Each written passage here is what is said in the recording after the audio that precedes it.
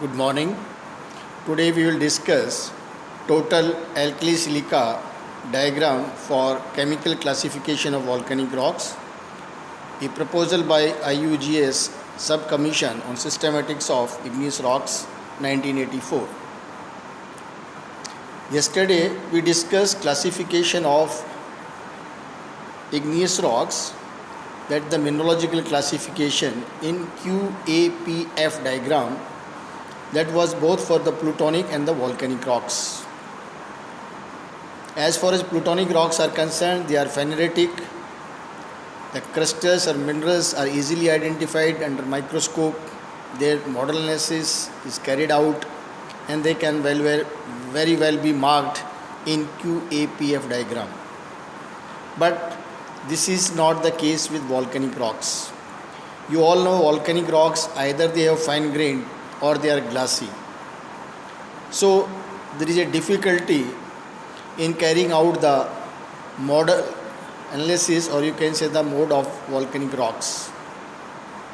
So after number of workers, it was decided that the volcanic rocks should be classified on the basis of their chemical composition, and that too, that the weight percent SiO2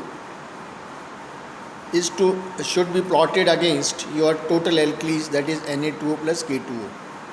So this total alkali silica diagram is in very simple sense that on x-axis the weight percent SiO2 content is taken, and on y-axis the total alkalis, that is Na2O plus K2O weight percent is taken, and the various field for volcanic rocks are demarcated. Now the different workers have suggested different coordinates. In this diagram you can very well see the coordinates, right? Say suppose this is 41.3. 41.3 means this is 41 silica and 3 total alkalis. Next this is 46.3. Similarly 46 is your silica and 3 your alkalis. Likewise there are different coordinates marked by the circles in the diagram. Now this is the highest, you can say on the top it is 61 13.5. So these coordinates have been taken, and after joining these coordinates the 14 fields are developed. These are, you can say, the root names for the volcanic rocks. The 2, or you can say the 3 root names have 2 each. So in total there are 17 fields of, or you can say the boundaries or the areas where your volcanic igneous rocks can be marked, right? So the IUGS Commission on the systematics of igneous rocks recommends that volcanic rocks should be classified on non-genetic basis using total alkali silica diagram. Although the subcommission has agreed that primary classification of volcanic rocks should be consistent with the classification of the plutonic rocks based on the model analysis, but due to the problem exist with the volcanic rocks because of presence of glass and difficulty of accurately determining their modes, if modes are available, the volcanic rocks should be classified according to the position in QAPF diagram. If modes are not available, only in that case, mode means the model analysis, means that minerals are so small that they cannot be identified, they cannot be counted under microscope. So model analysis cannot be carried out. Only under such cases this classification, total alkali silica diagram classification, means if modes are not available, chemical parameters could be used as basis of the classification by plotting weight percent SiO2 with total alkali, that is Na2O K2O, that is Na2O K2O on y-axis. This is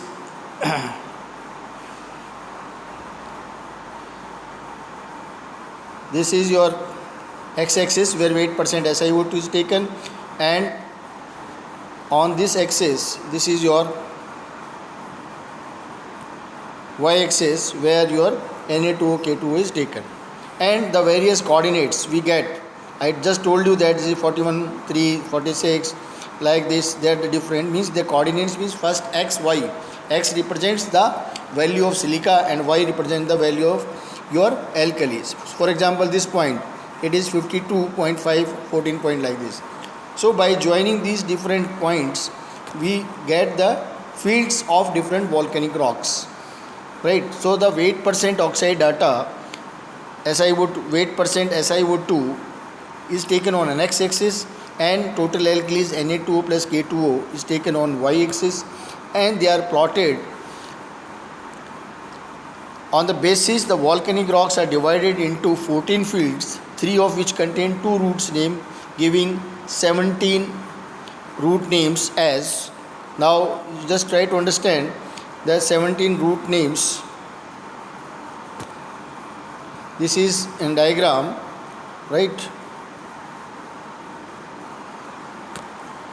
Now I just, this is your, say starting from here, this is your basalt, then your andesite, then you can say basaltic andesite, then andesite, then dacite, rhyolite, alkali rhyolite, trachy-basalt, trachy-andesite, trachyte, alkali trachyte, picrobasalt, basinite, taphrite, phototaphrite, taphri-phonolite, phonolite, phoidite. So these are 17 root names. These are 17, you can say, the different fields that are with there. Starting, this is your, this is basalt, right? This is basalt, right? Then I repeat the names of the 17 root names. You can just see or look into the diagram, and if you systematically proceed, the first in is the basalt, then basaltic andesite, andesite, dacite, rhyolite, alkali rhyolite, trachy-basalt, trachy-andesite, trachyte, alkali trachyte, picrobasalt, basinite, taphrite, phonotaphrite, taphri-phonolite, phonolite, and phoidite. If you see this phoidite, phoidite is somewhere here. This is the phoidite, because phoidite means it has excess alkalis and low silica. So they will plot here. This rhyolite, alkali rhyolite, they will be here. They have higher silica and low relatively alkalis. If it is simple rhyolite, the field will go to the side. If it is alkali rhyolite, it will go to that side. Right, so with the increase of the silica content, naturally this basalt will be somewhere here, and depending upon the alkali content, the different fields have been developed. So this is the total alkali silica diagram, and this is only for the volcanic rocks. I told you that in volcanic rocks, it is difficult to determine, to work out the percentage of different essential minerals which are present in the rocks because of their fine grain size or glassy nature. So the International Union of Geological Sciences have given proposal in 1984. This was in 1984, after you can say the QAPF diagram, which were in, I told you yesterday that 73, 1973, 76, 79. After that, naturally, the workers found difficulty of plotting your volcanic rocks in QPF diagram because the mods were not available, or mods could not be carried out for number of volcanic rocks.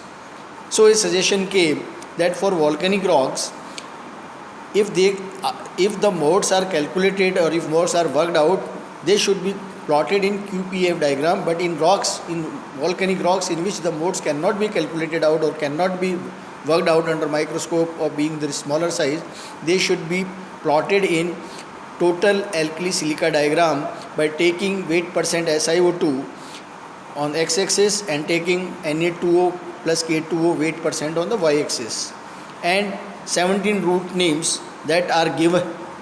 Once again I repeat, that is the basalt, basaltic andesite, andesite, dacite, rhyolite, alkali rhyolite, trachy-basalt, trachy-andesite, trachyte, alkali trachyte, picrobasalt, basinite, taphrite, phonotaphrite, taphri phonolites, phonolite and fordyite. So these are the 17 root names of volcanic rocks that are the fields of which are shown in the diagram. Right? So this is the total alkali silica diagram for the volcanic rocks. And it was adopted in 1984, and IUGS, you all know that International Union of Geological Science has adopted this total alkali silica diagram for the volcanic rocks. So this is all about total alkali silica diagram, and with this we complete your classification of igneous rocks. So if you have any question, any doubt, any confusion regarding the classification of igneous rocks, as I told you earlier also, you can contact me in my WhatsApp number, mail and whatever means you can. Okay, so this is all for today, and with this we complete the classification of igneous rocks. Thank you very much. Thank you.